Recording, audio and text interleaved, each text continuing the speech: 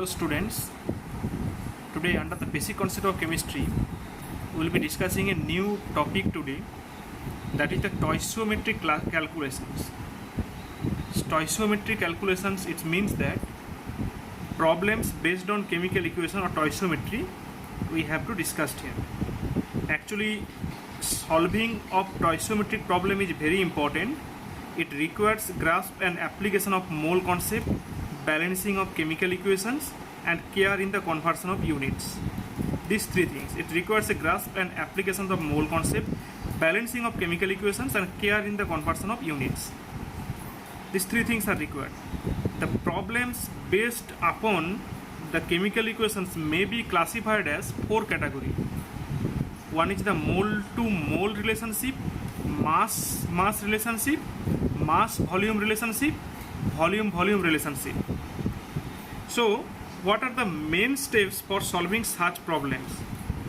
The main steps for solving such problems, first you have to write down the balanced chemical equations, then write down the moles or gram atomic or gram molecular masses of the substances whose quantities are given or have to be calculated. In case there are two or more atoms or molecules of a substance, multiply the moles or gram atomic mass or molecular mass by the number of atoms or molecules. So these are the two steps, and third step is that write down the actual quantities of the substances given. For the substances whose weights or volumes have to be calculated, write the sign of interrogation.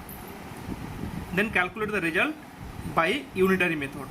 Now this means this type of calculation will be explaining in terms of the some example.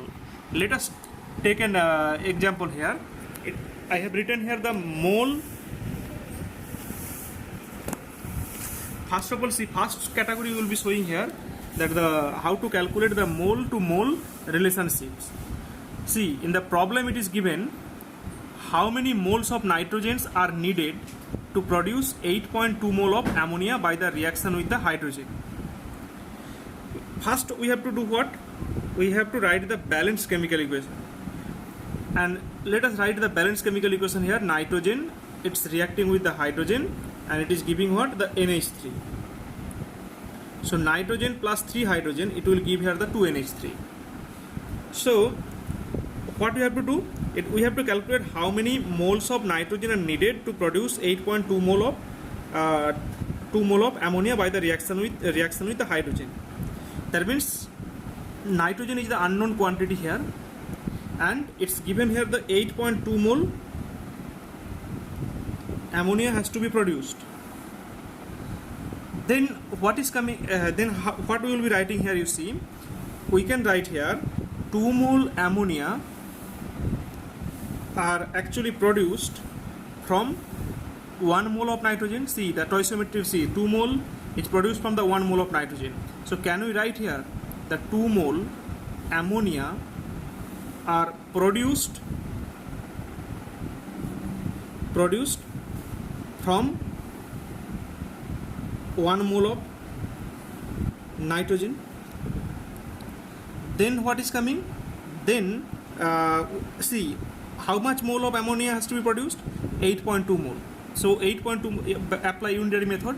8.2 mole of ammonia are produced when 1 by 2 into 8.2 mole equals to 4.1 mole of nitrogen. Understood? So that is, see, this is one category I have shown here, the mole to mole relationship. Now next category I will be showing here, the mass or volume relationship. Mass or mass or mole to mass relationship. It's given here that the what weight of zinc, what weight of zinc would be required to produce enough hydrogen to reduce completely 8.5 gram of copper oxide to copper. So first we have to calculate that the hydrogen required to reduce the copper oxide to copper. So let us calculate first. Once again read the problem here carefully. What weight of zinc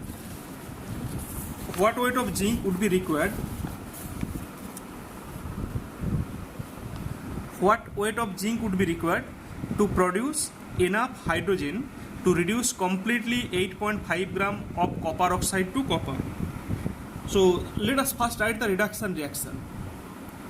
CuO, it's reacting with what? Hydrogen. What it will give? It will give here the Cu plus H2. That is the reduction reaction here. Now balance it first. Copper 1, oxygen 1 and hydrogen also 2. That means this reaction is balanced. So from here what we can write? That 1 mole copper oxide, and when 1 mole hydrogen is reacting here, that means to reduce to 1 mole copper oxide we require what? 1 mole hydrogen. So 1 mole copper oxide means how much gram it will be? Copper, you know, atomic mass what? 63.5 plus 16. What it will be coming here? 79.5 gram. That means 79.5 gram copper oxide will be reduced by hydrogen. Then how much? It will be 2 gram only. Hydrogen required 2 gram. So we can write here for 79.5 gram. For 79.5 gram copper oxide,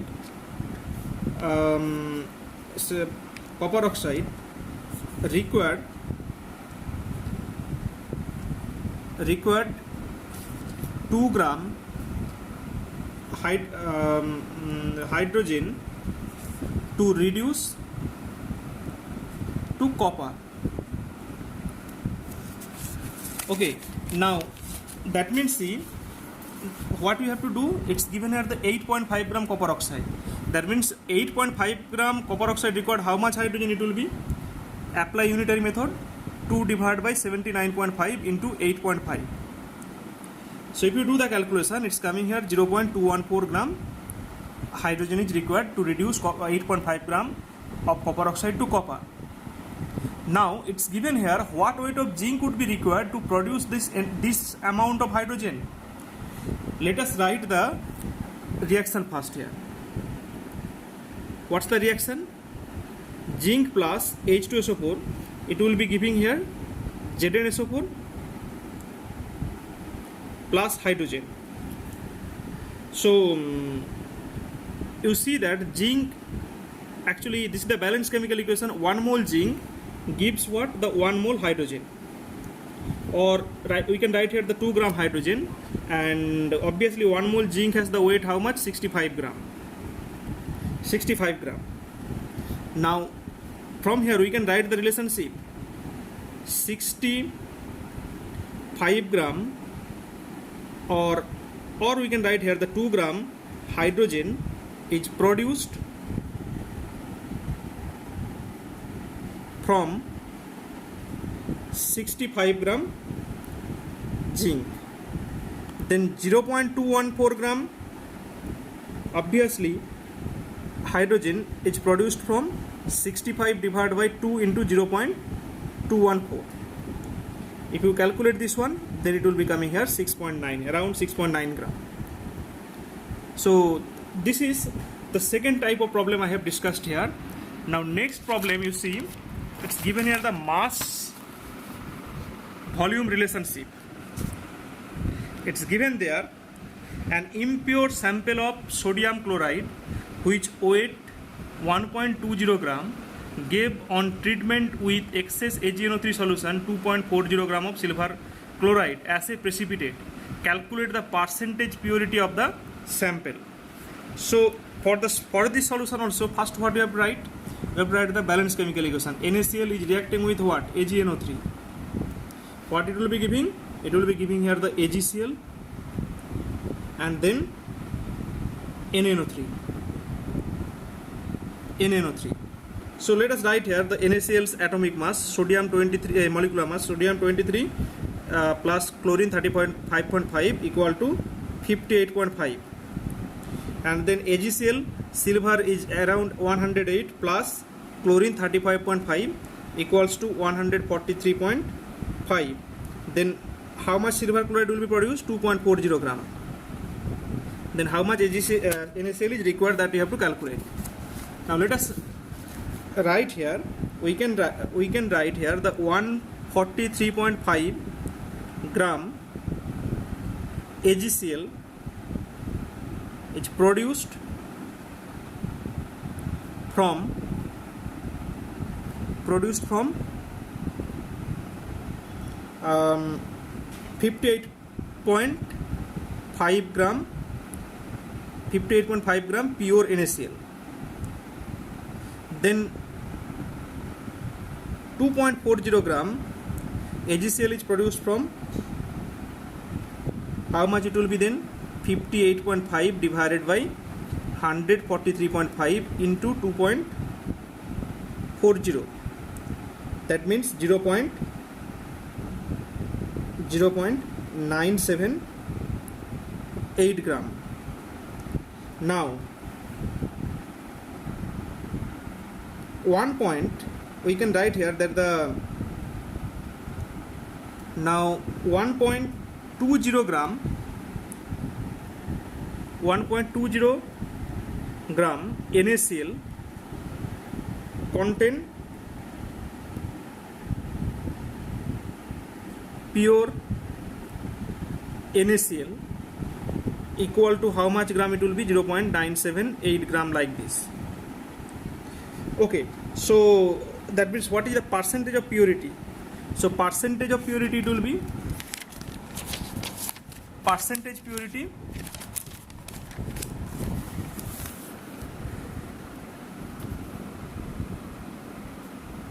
it will be what? Then 9.78 divided by 1.20 into 100.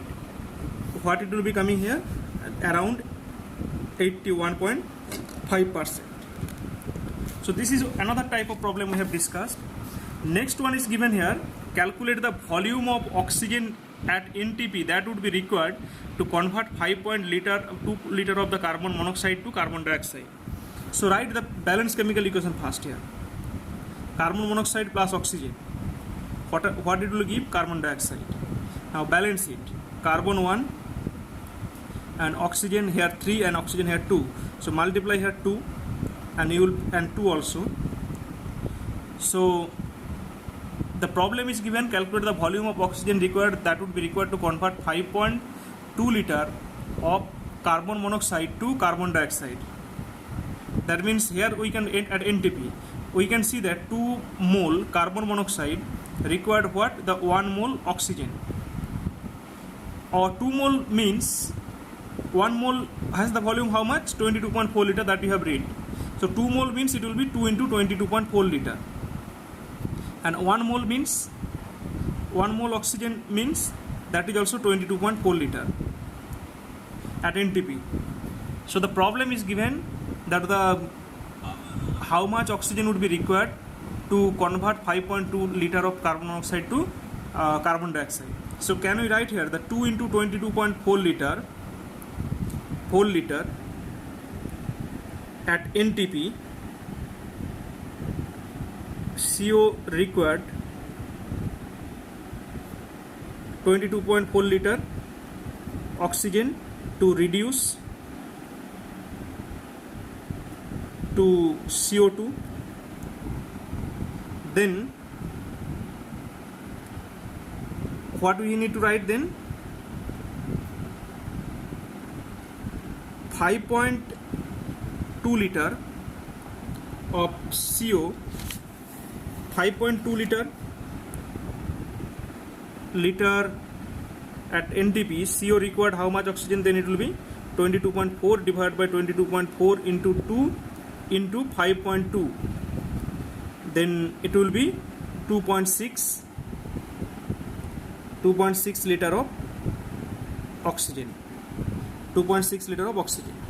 So these are the stoichiometric problem we have discussed in this video, and in the next video the last part of the chapter will be discussed, that is the reactions in solution, means the molality and the formality. This type of concept will be coming. I hope that this will help you to understand this topic.